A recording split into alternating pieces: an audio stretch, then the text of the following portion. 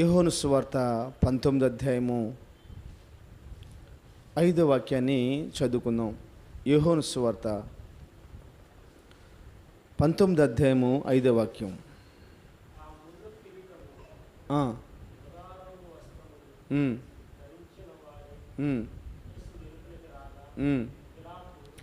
పిలాతు ఇదిగో ఈ మనుష్యుడు అని వారితో చెప్పాను. చాలన్న, మహాపరిశుద్ధుడా, నీ కృపకు అప్పగిస్తున్నావు.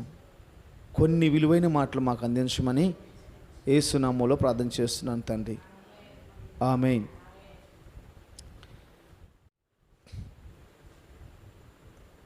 యేసు ప్రభు సిలువకి అప్పగించబడుతున్న సమయం అది. ఆ సమయంలో యేసు ప్రభుకి ముళ్ళ కిరీటం పెట్టేశారు.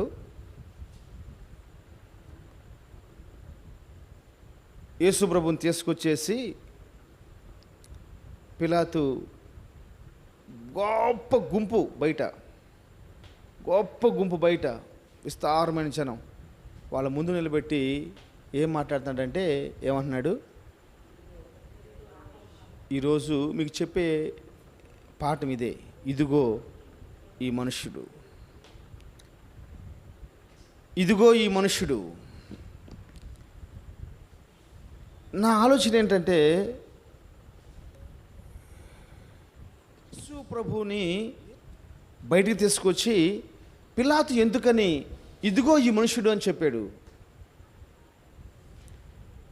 ఆ మనుషుడి గురించి వీళ్ళకి తెలీదా? నైట్ పోయి పట్టుకొచ్చింది వీళ్ళే. ఇప్పుడు కొంతమంది ఆచారాలు చేసుకుంటున్నారు చూసారా, వాళ్ళ లెక్క ప్రకారం చూసుకుంటే ఖచ్చితంగా ఇదే సమయంలో గెస్తెమని తోటలో ప్రార్థన చేసుకుంటూ కూర్చున్నారు. వాళ్ళ లెక్క ప్రకారం గెస్తెమని తోటలో ప్రార్థన చేసుకుంటూ కూర్చున్నాడు రాత్రి సమయంలో.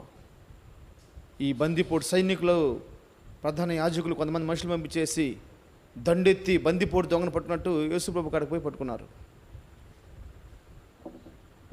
అసలు మనలు చేసే మొత్తం తప్పే. ఎందుకు తప్పంటే, ఆ దేశానికి ఈ దేశానికి కనీసం 6 నుంచి 7 గంటల తేడా ఉంటుంది. అక్కడ ఉదయం అయితే మనకి ఇక్కడ సాయంత్రం అయింది. వాళ్ళకి మధ్యాహ్నం అర్ధరాత్రి 12 అయితే మనకి తెల్లారారు అయింది. అక్కడ పొంతలకి ఇక్కడ పొంతలు జరగవు అసలు. స్తోత్రం. వీళ్ళు పట్టుకొచ్చింది వీళ్ళే, సిలువ మనకి కేకలేసింది వీళ్ళే. వీళ్ళకి చెప్తున్నాడు ఏంది పిలాతు, ఇదిగో ఈ మనుష్యుడని. అర్థమైందా మీకు? పట్టుకొచ్చింది ఎవరు? వీళ్ళు సైనికులు పట్టుకొచ్చారు. పిలాతుకి అప్పగించింది వీళ్ళే. ఇప్పుడు పిలాతు లోపల తీసుకెళ్ళిపోయేసేసి బయటికి తీసుకొచ్చి నించోబెట్టి ఏమంటున్నాడు, ఇదిగో ఈ మనుష్యుడు. ఎందుకని ఈ మాట పిలాతు చెప్పాడంటే, యేసు ప్రభు వారిని చూస్తున్నప్పుడు అది ఆయన రూపం కోల్పోయాడు అంతే. అప్పటికే ఆ రూపం ఆయన కాడ లేదు. యేసు ప్రభు ఆ మనిషిని చూస్తుంటే అసలు మనిషిగా కనబడతల్లా. ఈ వచ్చిన గుప్పంతా కూడా ఎవరితనో ఏంది అనుకుంటున్నారు. మేము యేసు అని అక్కడ పంపించాం కదా, ఏడువాడు, వాళ్ళందరూ అలా అనుకుంటున్నారు. వాళ్ళకి అర్థం కావట్లా. అప్పుడు పిలాతు అన్నాడు, ఏంది రాడు చూస్తున్నా దిక్కులు, ఆ మనిషి ఈ మనిషే. ఆయన రూపం మొత్తం కోల్పోయింది. సొగసైనను స్వరూపమైన లేనివాడిగా మార్చబడిపోయాడు. గుర్తించలేకపోతున్నారు. ఇప్పుడు ముళ్ళ కిరీటం పెట్టేశారు. కళ్ళల నుంచి, ముక్కులో నుంచి, నోట్లో నుంచి రక్తం అలా కారిపోతూ ఉంది. పిడిగుద్దులు గుద్దారు. ఊదారంగు వస్త్రాలు వేసేసారు. కొరడాలు చెల్లు మనిపోయినాయి. రక్తాలు దారిలో కారుతూ ఉంది. వాళ్ళు కూడా ఊహించుకోలేదు యేసు ప్రభుని ఇలా కొడతారని. వాళ్ళు గుర్తుపడతలా. వాళ్ళు గుర్తుపట్టినంతగా అయిపోయాడు. ఈరోజు వాక్యం ఏంటి? ఇదిగో ఈ మనుష్యుడు. దేవుని బిడ్డలారా, ఈ ఆత్మీయ పోరాటంలో మనం ఎలా ఉన్నాం తెలుసా? మనుషులుగా ఉన్నాము. ఈ మనుషుల స్థితి నుంచి మనం ఎక్కడికి పోవాలంటే గొర్రెపిల్ల స్థితికి మార్చబడిపోవాలి. గొర్రెపిల్ల స్థితికి మార్చబడిపోవాలి. అదే 1వ అధ్యాయం యోహాను సువార్త 29వ వాక్యంలో మాట్లాడతాడు. యోహాను సువార్త 1వ అధ్యాయము 29వ వాక్యం.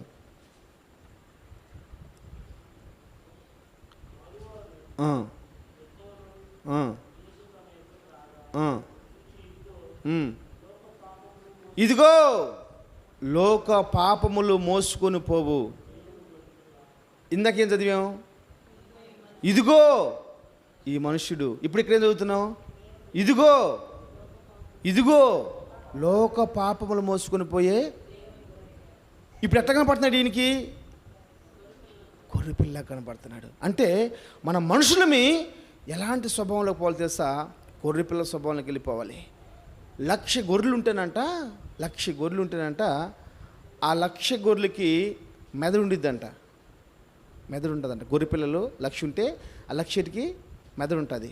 మెదడు ఉంటుంది, కానీ ముందు పోతున్న ఒక్క గొర్రె మిగతా 99,999 గొర్రెలు ఫాలో అవుతాయంట. అది మంటను దాటితే మంటను దాటుతాయంట, నీళ్ళని దాటితే నీళ్ళని దాటుతాయంట, గడ్డి తింటే గడ్డి తింటాయంట. ఒక్క గొర్రె. ఆ ఒక్క గొర్రెకి ఆ యజమానుడు ఒక కొమ్మని తీస్తాడంతే. అన్నీ వచ్చి ఆ కొమ్మని పట్టుకుంటాయి. మీరు చూడలేదు. ఒక గొర్రెకి చెప్తాడు యజమానుడు, ఆ కాపరి నీళ్ళు తాగు అంటది అంతే. అక్కడ పోయి మూతి పెట్టగానే అన్నీ పోయి నీళ్ళు తాగుతూ ఉంటాయి. స్తోత్రం, హల్లెలూయా. యేసు ప్రభువారు వాళ్ళేం గుర్తుపట్టలేకపోతున్నారు ఆ మనిషిని. ఈయనేం చెప్తున్నాడు? మనిషిని పట్టుకొని గొర్రెపిల్ల అని చెప్తున్నాడు. స్తోత్రం. నిజంగా నువ్వు నేను మనుషులమైతే కనీసం ఈ 2021వ సంవత్సరం ఈ ఈస్టర్ పండుగలైనా మనం గొర్రెపిల్లగా మార్చబడాలి. మీకు విషయం తెలుసా? గొర్రెపిల్ల గడ్డి తినేటప్పుడు కూడా చాలా స్టైల్గా తింటుంది. గడ్డి తినేటప్పుడు కూడా చాలా స్టైల్గా తింటుంది. గడ్డికి కూడా నొప్పి కలిగిస్తుందంట. మీరు అబ్జర్వ్ చేసుకోండి. గొర్రెపిల్ల తినేటప్పుడు అంట ఇట్లా ఉందనుకో, ఇట్లా కొరికిద్ది మొక్కని. వాసన ఎలా కొరకాలి? అటు కొరకాలి. గేదెలు, అందుకని తున్నపోతులు గేదెలు అంటారు. ఈ గొర్రెపిల్ల తెలుసా? మీరు అబ్జర్వ్ చేసుకోండి, అట్లా కొరికిద్ది. నాకు పెద్ద తెలియదులే. నిన్న పోయిన ఆదివారం వాక్యం యూట్యూబ్లో పెట్టేటప్పుడు గొర్రెపిల్లని నేను యూట్యూబ్లో దాన్ని లోన్ చేసేటప్పుడు అబ్జర్వ్ చేశాను అనమాట. అసలు గొర్రెపిల్ల స్వభావం ఏంటి అని చూసినప్పుడు దానిలో నేను పెట్టాను, చాలా బాగా నచ్చింది. నేను యూట్యూబ్లో కూడా ఉంది, మీరు కావాలని చూసుకోండి మన ఛానల్లో. స్తోత్రం, హల్లెలూయా. నిజంగా మనం మనుషులమైతే ఈ ఈస్టర్ పండుగలైన మనం గొర్రెపిల్లగా మార్చబడిపోవాలి. స్తోత్రం. ఈ ఈస్టర్ పండుగలో యజమానికి మనం, యేసు ప్రభుని యజమానికి మనం నమ్మకస్తులుగా మార్చబడిపోదాం. స్తోత్రం. వాళ్ళ కాడకు తీసుకొచ్చి ముందు పెట్టాడు యేసు ప్రభుని పిలాతు తీసుకొచ్చి వాళ్ళు ముందు పెడితే వాళ్ళు గుర్తుపట్టలేకపోతున్నారు. కారణం ఏంటంటే 10,000లో అతి కాంక్షణీయుడైన యేసుక్రీస్తు ప్రభు సొగసైనను స్వరూపమైనను లేనివాడిగా మార్చబడిపోయాడు. ఎవరి కోసం? ఎంతమంది అయితే చూస్తున్నారు వాళ్ళందరి కోసం. ఎంతమంది అయితే అక్కడి నుంచి చూస్తున్నారు వాళ్ళందరి కోసం. అందరూ సంతోషంగా ఎలా ఓర్చుకున్నాడు. రక్తం కారుతుంది కదా, కన్నీళ్ళు వస్తున్నాయి కదా, ఎంత ఏడ్చుకుంటూ ఉంటాడో. ఎలా ఓర్చుకున్నాడు అసలు? ఏం అన్యాయం పుణ్యం ఎరిగిన దేవుడు అన్ని దెబ్బలు తిని బయటకు వస్తే జాలి చూపించకుండా అతను సిలువేయండి అని కేకలు పెడుతున్నారండి. ఎంత రగిలిపోయి ఉంటుంది నా ప్రభు హృదయం. కృపైందో తెలుసా? ఆ రోజు నన్ను చూశాడు ప్రభు. ఆ 2000 సంవత్సరాల క్రితం యేసు ప్రభు ఆ కొట్టబడ్డ సమయంలో, ఎందుకు ప్రభు నీకు కొట్టబడినప్పుడు నొప్పి పుట్టలేదంటే, దేవుని మందిలో కూర్చొని నా ప్రజల కోసం నువ్వు మొరపెడతావని నేను నిన్ను ఆ రోజు చూశానురా. నిన్ను చూసి నేను ఆ బాధను ఓర్చుకున్నాను. నువ్వు దేవుని మందిలో కూర్చునేసి నా కోసము, నా ప్రజల కోసము, నశించిపోతున్న వారి కోసం మొరపెడతావని, వారికి మార్గాన్ని చూపిస్తావని నేను ఆ రోజు నేను చూశాను. ఆ రోజు చూశాను కాబట్టి నేను ఓర్చుకున్నాను. ముళ్ళు గుచ్చుకుంటే నీ కేకలు పెట్టి 3 రోజులు పనికి పోం కదండి. ముళ్ళు గుచ్చుకుంటేనే కేకలు పెట్టి 3 రోజులు పనికి పోం కదా. చిన్న బొబ్బ వస్తే పరిస్థితి ఏం చెప్పండి? గుర్తు బట్టలేనంతగా కొడితే బయటికి రాగానే ఒక్కసారి ఆలోచించండి.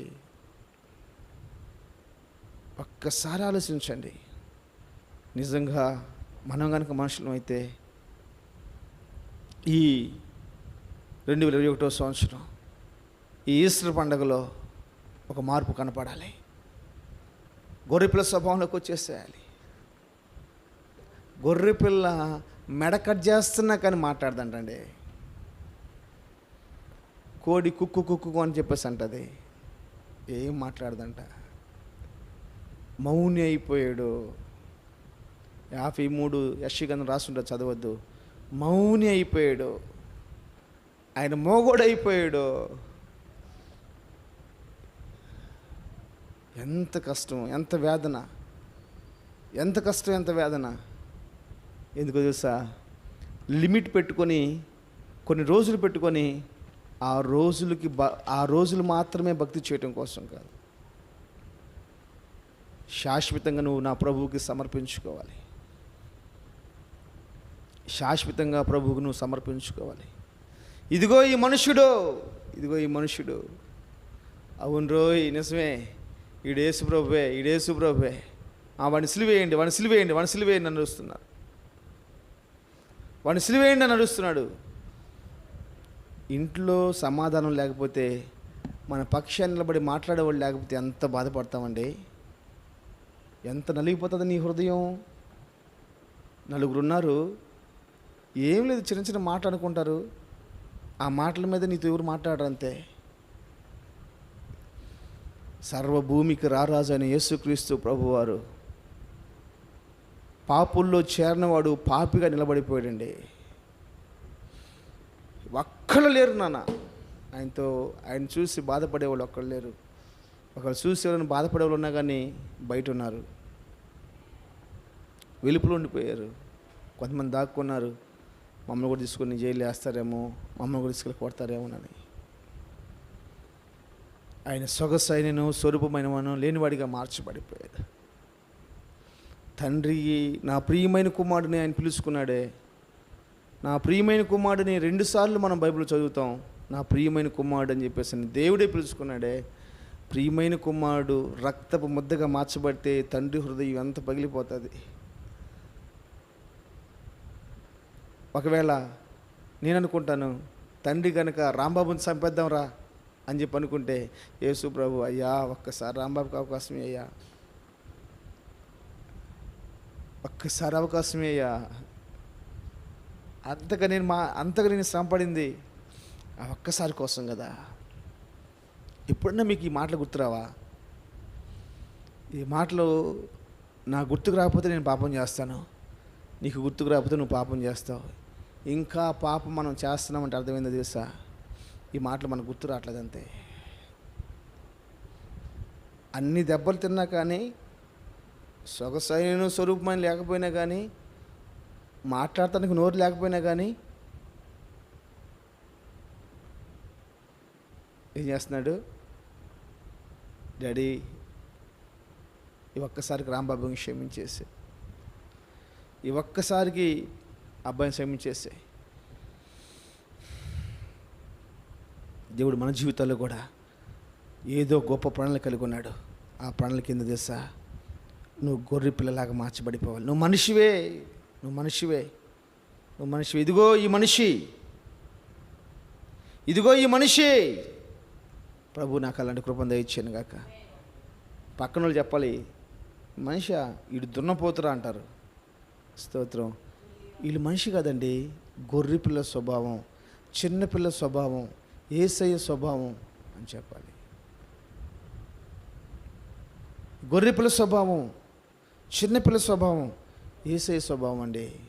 వీళ్ళు మనుషులు కాదు, వీళ్ళు అట్ట పిలువబడితే ఎంత బాగుంటుంది. ఈ మందిరంలో కూర్చున్న వాళ్ళు దేవదూతలండి.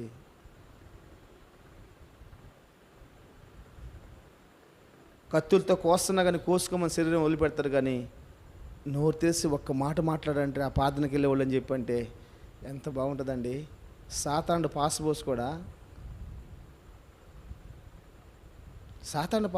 కూడా క్రిస్మస్ రాగానే స్టేజీలు కట్టుకొని మొఖాలకు రంగులు వేసుకొని తాగి తందనాలు చేస్తూ ఎగురుతూ ఏసు పుట్టాడు అని చెప్పేసి ఎగిరి నువ్వే 2 నెలలు రాగానే నా యేసు ప్రభు చచ్చిపోయాడని చెప్పేసి అని, నా యేసు ప్రభు బలైపోయాడని చెప్పేసి అని బాధపడుతుంటే ఏం చెప్తారు నీకోసం సాతానుడు ఏం చెప్తాడండి? తా అంటే తందాన.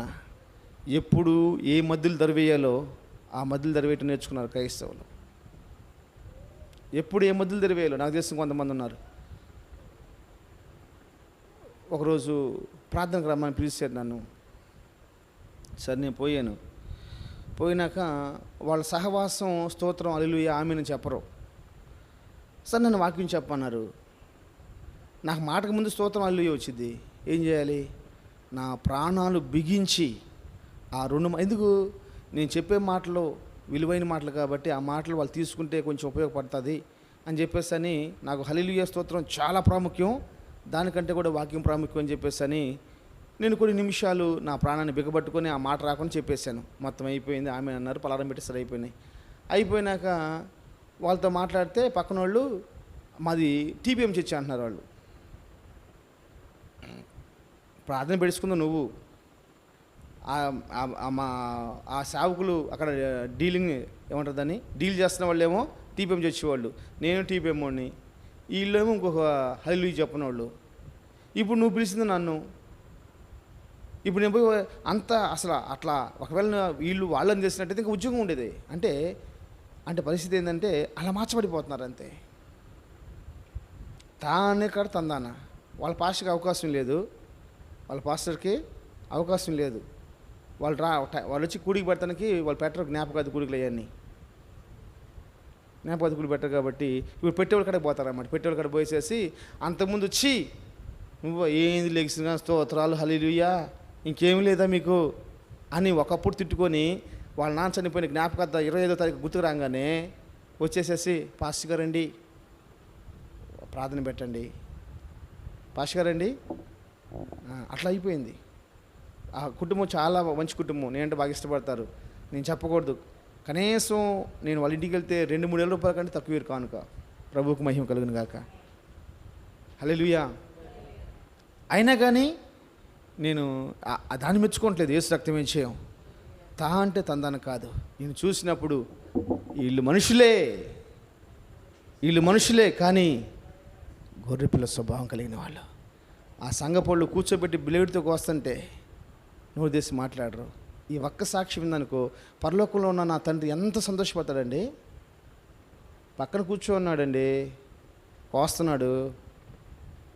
కోయటం దాకా ఎందుకు, గప్పక నీకు తగిలితే ఉంటుంది. రేపు పానకం పోతారు కదమ్మా, రేపు పానకం పోసేటప్పుడు నీకు గ్లాస్ తక్కువ పోయాలి.